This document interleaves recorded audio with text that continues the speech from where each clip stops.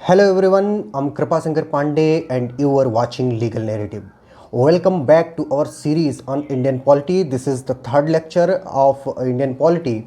In our previous lecture, we explored the final phases of India's struggle for independence and the formation of the Constituent Assembly.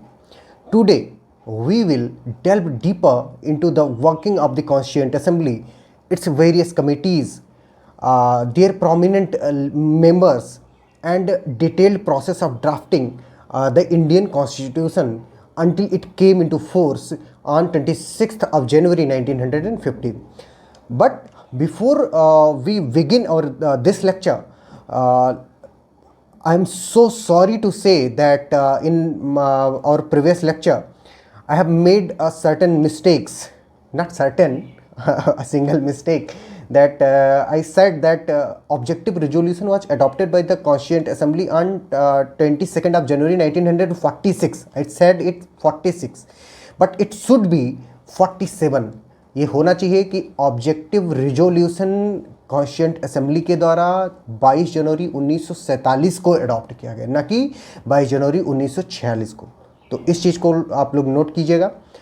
उस previous video में जो गलती हो गई थी उसको हमने पिन कमेंट में भी लिख दिया था। दूसरी चीज़, आप इस वीडियो के पिन कमेंट में जा करके हमने कुछ इनिशिएटिव लॉन्च किया है, उसको आप देख सकते हैं, वो फ्री ऑफ कॉस्ट है आपके लिए, ठीक है। सो let's begin our lecture. So the first point of our lecture is the formation of the Constituent Assembly. The Constituent Assembly यानी अपनी जो संविधान सभा थी, ठीक है, उसको कब फॉर्म किया गया? 1946 टू ड्राफ्ट द क्या? To draft the Indian constitution और constitution of India. It consisted of कितने member? 299 members representing various provinces, princely states and communities, सबको रिप्रेजेंट कर रहे थे। SC ST से लगा करके, नॉर्थ से लगा करके, साउथ से लगा करके, ईस्ट से, वेस्ट से, वेमेन का भी रिप्रेजेंटेशन था, मिनॉरिटीज का भी रिप्रेजेंटेशन था, सबका प्रिंसली स्टेट का भी रिप्रेजेंटेशन था। इसमें किसी भी वर्ग को छोड़ा नहीं गया था। Even at that time the members of the constituent assembly were not elected directly, but they were representing the various facet of the Indian diverse Indian society, ठीक है। सारे वर्ग को रिप्रेजेंटेशन मिला था उसमें। और कितने मेंबर थे? 299। Mark my words. नंबर 2, अब इसमें की कमिटीज कौन कौन सी आ जाती हैं? तो की committees and their chairpersons are to facilitate the drafting process. The constituent assembly formed several committees. क्या? बहुत सारी कमिटीज़ बनाई गई कि जैसे आपको कोई छोटा मोटा काम भी करना होता है, जैसे घर में शादी फंक्शन होती है तो उसमें कहा जाता है कि चाचा जी ये काम करेंगे, ताऊ जी ये काम करेंगे, बुआ जी ये काम करेंगी। उसी तरह से कॉन्स्टिट्यूएंट असेंबली बनाई गई तो उसमें बहुत सारी कमिटीज़ बनाई गई, ठीक है। और उस कमेटीज में भी सबको अपना अपना फंक्शन अलॉट कर दिया गया। उसमें ही ड्राफ्टिंग कमेटी थी, फंडामेंटल राइट कमेटी थी, एडवाइजरी कमेटी थी, यूनियन पावर कमेटी थी, यूनियन कॉन्स्टिट्यूशन कमेटी थी। इस तरह से बहुत सारी कमेटीज़ बनाई गई। उसमें ही उसके जो चेयरमैन बनाए गए कॉन्स्टिट्यूएंट असेंबली के, वो बनाए गए कौन? श्री राजेंद्र प्रसाद जी बनाए गए। उनके पहले बनाए गए थे एक टेम्पोररी चेयरमैन सच्चिदानंद सिन्हा जी। और ड्राफ्टिंग कमेटी के चेयरमैन अपने कौन बनाए गए? श्री बाबा साहब भीमराव अम्बेडकर। तो ये कमेटी क्यों बनाई गई? फिर से ध्यान से सुनिए, मैं इस चीज़ को इंग्लिश में बोल रहा हूँ ताकि जो इंग्लिश वाले बच्चे हैं उनको कोई दिक्कत ना हो। The constituent committees are formed to facilitate the drafting process. The constituent assembly formed several committees, each responsible for different aspect of the constitution. Here are some key committees जो कि अब हम नीचे डिस्कस करने जा रहे हैं। वो क्या है? कुछ की कमिटीज़ के नाम हैं एंड देयर चेयरपर्सन्स। इस चीज़ को आप नोट डाउन करोगे अपनी कॉपी में और इसको रट्टा मार लोगे, ठीक है। अगर रट्टा नहीं मारे तो फिर इस लेक्चर का कोई उतना फ़ायदा नहीं होगा। तो नंबर फर्स्ट, ड्राफ्टिंग कमेटी बहुत इंपॉर्टेंट है, मोस्ट इंपॉर्टेंट है। इसी वजह से बाबा साहब भीमराव अम्बेडकर को क्या कहते हैं? कॉन्स्टिट्यूशन का फादर कहा जाता है, ठीक है। तो number first, drafting committee. Doctor Bhimrao Ambedkar was the chairperson of it, ठीक है। और इसके अदर प्रोमिनेंट मेंबर कौन कौन से? Alladi Krishnaswamy Iyer, KM Munshi and N Gopalaswamy Ayyangar, ठीक है। अब नंबर सेकंड आ जाती है कि यूनियन पावर कमेटी। ये भी बहुत ही मोस्ट इंपॉर्टेंट कमेटीज़ में से आती है। इसमें जवाहरलाल नेहरू जी हैं, इसके जो चेयरमैन के रूप में इसको सर्व किए, जो हमारे आगे चल करके प्राइम मिनिस्टर भी बनते हैं, ठीक। और नंबर थर्ड पे आ जाती है हमारी यूनियन कॉन्स्टिट्यूशन कमेटी। तो जवाहरलाल नेहरू जी फिर इसके भी चेयरमैन बनाए जाते हैं। और जो कि आगे चल करके हमारे प्राइम मिनिस्टर बनते हैं, ठीक है। अब बन गई ये यूनियन कॉन्स्टिट्यूशन कमेटी बन गई, यूनियन पावर कमेटी बन गई, ड्राफ्टिंग कमेटी बन गई। लेकिन अगर प्रोविंशियल कमेटी की बात की जाए तो प्रोविंशियल कमेटी में हम देखते हैं कि वल्लभ भाई पटेल जी को इसका चेयरमैन बनाया गया था। अब प्रोविंशियल कमेटी में डॉक्टर वल्लभ भाई पटेल जी को उसका चेयरमैन बनाया गया। तो इसको हम ऐसे याद रखेंगे कि वेरियस प्रोविंसेस को किसने इंटीग्रेट करने का काम किया था, तो वो जिसकी वजह से इनको आयरन मैन ऑफ इंडिया भी कहा जाता है। इनकी स्टैच्यू ऑफ यूनिटी भी बनी हुई है गुजरात में। तो प्रोविंसेस को इकट्ठा करने का, प्रोविंसेस के लिए कॉन्स्टिट्यूशन की कमेटी बनाने का काम का चेयरमैन किसको बनाया गया था? वल्लभ भाई पटेल साहब को बनाया गया था, ठीक है। अब फंडामेंटल राइट की जो सब कमेटीज़ बनाई गई थी उसमें हमारी जो चेयरमैन बनाए गए थे वो JB कृपलानी साहब बनाए गए थे। तो JB Kripalani was the chairman. अच्छा, एक चीज़ यहाँ पे और भी नोट कर लीजिए कि जब अपना देश आज़ाद हुआ 1947 में, तो उस समय जो क्या कहते हैं कांग्रेस के जो चेयरमैन थे वो भी JB कृपलानी जी थे, ठीक है। अब आ जाते हैं number 4th committee, that is advisory committee on fundamental rights, minorities and tribal and excluded areas. अब इसमें बहुत सारी चीज़ों की बात की जा रही है। इसमें ऊपर वाली में फंडामेंटल राइट की सब कमेटी थी, बट ये एडवाइजरी कमेटी की बात कर रही है, फंडामेंटल राइट की एडवाइजरी कमेटी की, ठीक है। इसमें कौन, इसके चेयरमैन कौन है? इसके चेयरमैन है फिर वल्लभ भाई पटेल जी हैं, ठीक है। तो वल्लभ भाई पटेल जी किन किन चीज़ों के मेंबर हो चेयरपर्सन हो चुके हैं? प्रोविंशियल कॉन्स्टिट्यूशन कमेटी, और दूसरा advisory committee on fundamental rights, minorities, tribals, excluded areas. ये इन सारी चीज़ों को नोट डाउन किए रहना बहुत इंपॉर्टेंट है, क्योंकि जब पूछ लिया जाता है तो चारों खाने चित हो जाता है, ठीक है। तो आगे हम बढ़ जाते हैं। अब हम बात करेंगे कि इम्पॉर्टेंट मेंबर्स कौन कौन से थे कॉन्स्टिट्यूएंट असेंबली के। इन लोगों को ये लोग तो थे ही ऊपर जो वेरियस कमेटीज़ के चेयरमैन बनाए गए। इनके अलावा भी कुछ लोग थे और हम उन लोगों का भी नाम देखेंगे, ठीक है। तो नंबर फर्स्ट पे है अपने श्री राजेंद्र प्रसाद जी हैं। तो राजेंद्र प्रसाद जी, जैसे कि मैंने अभी अपने स्टार्टिंग में ही अपने इस लेक्चर में बताया था कि जो राजेंद्र प्रसाद जी थे वो अपनी कॉन्स्टिट्यूएंट असेंबली के चेयरमैन थे, परमानेंट चेयरमैन थे। इनके पहले बनाया गया था, टेम्प्रेरी चेयरमैन गया था डॉक्टर सच्चिदानंद सिन्हा जी को। नंबर 2 आ जाते हैं अपने जवाहरलाल नेहरू जी। इन्होंने ऑब्जेक्टिव रेजोल्यूशन प्रपोज किया था। क्या प्रपोज किया था? Objective resolution. कब प्रपोज किया था? जो कि मैं पिछली वीडियो में गलत कर दिया था, 22 जनवरी 1947 को, ठीक है। यही ऑब्जेक्टिव रेजोल्यूशन आगे चल करके प्रियम्बल का रूप लेता है, जिसमें कहा गया है we the people of India having solemnly resolved, और फिर आगे की दुनियादारी बताई गई, ठीक है। Moving toward the third most important and prominent person, that is Vallabhbhai Patel. He played a crucial role in integration of the whole of India. जैसे मैंने बताया कि जो वल्लभ भाई पटेल जी हैं, इनको लौह पुरुष कहा जाता है, आयरन मैन ऑफ इंडिया कहा जाता है। इन्हीं के उसमें स्टैच्यू ऑफ यूनिटी बनाई गई है, ठीक है। स्टैच्यू ऑफ यूनिटी अब देखते हैं कि दुनिया की सबसे ऊंची, सबसे लंबी, सबसे चौड़ी, जो भी कह लो, वो मूर्ति बनाई गई है, ठीक है। तो इन्होंने, और इनको एक बिस्मार्क ऑफ इंडिया भी कहा जाता है। तो ये सारी चीज़ें हम नोट डाउन करेंगे, ये क्वेश्चन पूछा जा सकता है आपसे, ठीक है। तो इन्होंने जो भी उस समय प्रोविंसेस थे, बहुत सारे हम जानते हैं प्रिंसली स्टेट्स थे, जो कि क्या कहते हैं किसके, ब्रिटिश डोमिनियन में थे। वो जब भारत आज़ाद हुआ तो ब्रिटिश गवर्नमेंट ने ये डिक्लेयर किया कि जो लोग, यानी जो प्रिंसली स्टेट भारत को ज्वाइन करना चाहते हैं भारत को ज्वाइन कर सकते हैं, पाकिस्तान को ज्वाइन करना चाहते हैं पाकिस्तान को ज्वाइन कर सकते हैं। तो ये जो इंडिया को ज्वाइन करने वाली टेरिटरीज थी, उनको सबका इंटीग्रेशन का काम किसने किया? अपने वल्लभ भाई पटेल जी ने किया। अब आ जाते हैं नेक्स्ट पे, मौलाना अबुल कलाम आज़ाद साहब। He has made immense contribution in the framing of the constitution as well as in educational sector of India. He was the first educational minister of India. Mark my words.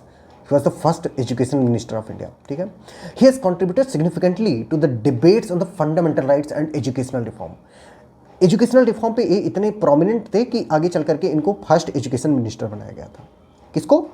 Maulana Abul Kalam Azad साहब को। किसी को कोई doubt? Now moving toward the HC Mukherjee, he was the vice president. देखो, हम सब लोग president और ये सब बड़ा बड़ा सा याद कर लेते हैं, लेकिन अगर कई बार अगर क्वेश्चन पूछ लिया जाए कि was the vice president of the constituent assembly, तो कौन थे? HC मुखर्जी साहब थे, ठीक है। बहुत प्रोमिनेंट फिगर हैं अपने, जो नेक्स्ट मैं बताने जा रहा हूँ वो है BN राव साहब। अब BN राव साहब कौन थे?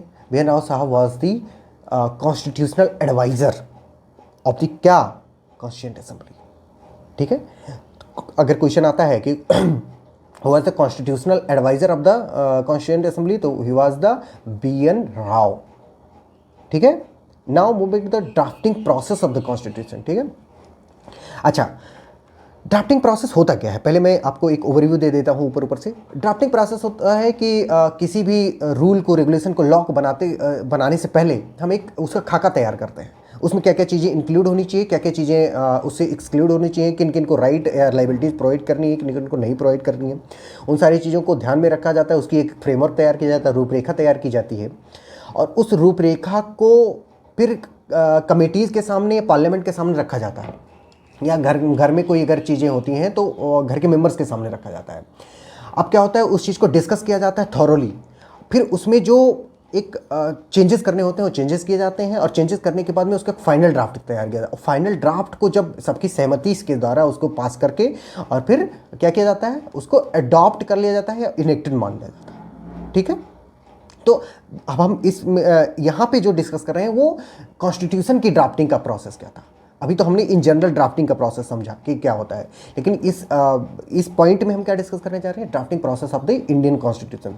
So my friends, the drafting process involve meticulous deliberation and debates. इतना ज़्यादा मैंने बताया ना कि बहुत ज़्यादा डिबेट होती है, सब लोग अपना इनपुट देते हैं, क्या होता है क्या होता है। ठीक है, तो उसमें सबने अपना इनपुट दिया, ड्राफ्टिंग कमेटी ने अपना इनपुट दिया, उसके जितने भी मेंबर्स थे, जैसे हमने ऊपर डिस्कस किया, BR अम्बेडकर साहब ने बहुत सारे इनपुट दिए, सब सारे सेक्शंस की राइट्स का, लाइबिलिटीज़ का ध्यान रखा गया।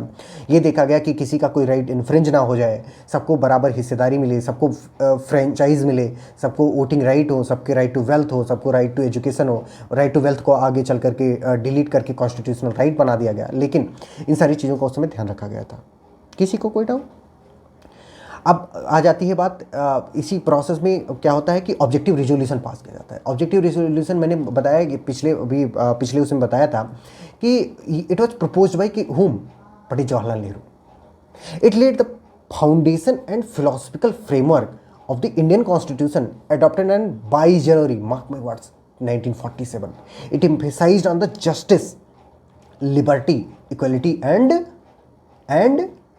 फ्रेटर्निटी, भाईचारा, ब्रदरहुड। क्या कौन कौन सी चीज़, मैं फिर से रिपीट करता हूँ, जस्टिस, लिबर्टी, इक्वलिटी, फ्रेटर्निटी। ये कौन एम्फेसाइज कर रहा था? ये अपना ऑब्जेक्टिव रिजोल्यूशन एम्फेसाइज कर रहा था। और इस ऑब्जेक्टिव रिजोल्यूशन को कहाँ पे कॉन्स्टिट्यूशन में इनकॉर्पोरेट किया गया है? अपने प्रियम्बल के रूप में इनकॉर्पोरेट किया गया है। वो भी कई तरह के जस्टिस, लिबर्टी, इक्वलिटी, फ्रेटर्निटी, इन सब की बात करता है। ठीक है, अब आ जाती है बात कि ड्राफ्ट कॉन्स्टिट्यूशन। जैसे ड्राफ्टिंग कमेटी का जो प्रोसेस चल रहा है, तो ऑब्जेक्टिव रिजोल्यूशन हो, फिर ड्राफ्ट कॉन्स्टिट्यूशन आएगा। तो the drafting committee which is chaired by whom, doctor Bhimrao Ambedkar, submitted the draft constitution in February 1948। कब इसने अपना ड्राफ्ट कॉन्स्टिट्यूशन पहली बार पेश किया कॉन्स्टिट्यूशन असेंबली के सामने? 1948 में। कब? 1948 फरवरी। ठीक है, it went through several readings. जैसे मैंने बताया ना कि उसमें जितने भी कमेटी के मेंबर्स होते हैं या जो कुछ भी होते हैं, वो अपनी अपनी इनपुट देते हैं कि उसमें क्या सही कि सुधार किया जा सकता है, क्या उसमें चेंजेस किए जा सकते हैं, क्या अल्टरेशन, क्या क्या इंक्लूड किया जाएगा, क्या एक्सक्लूड किया जाएगा। उन सब चीज़ों को उन्होंने उसमें देखा, और फिर क्या हुआ, उसको सेवरल रीडिंग किया गया। जैसे कोई भी अभी भी एक्ट पास होता है तो उसकी सेवरल रीडिंग होती है, and revision based on extensive debates. फिर बहुत सारे डिबेट्स हुए, और फिर आ जाता है अपना इस ड्राफ्टिंग प्रोसेस का final stage, that is final adoption.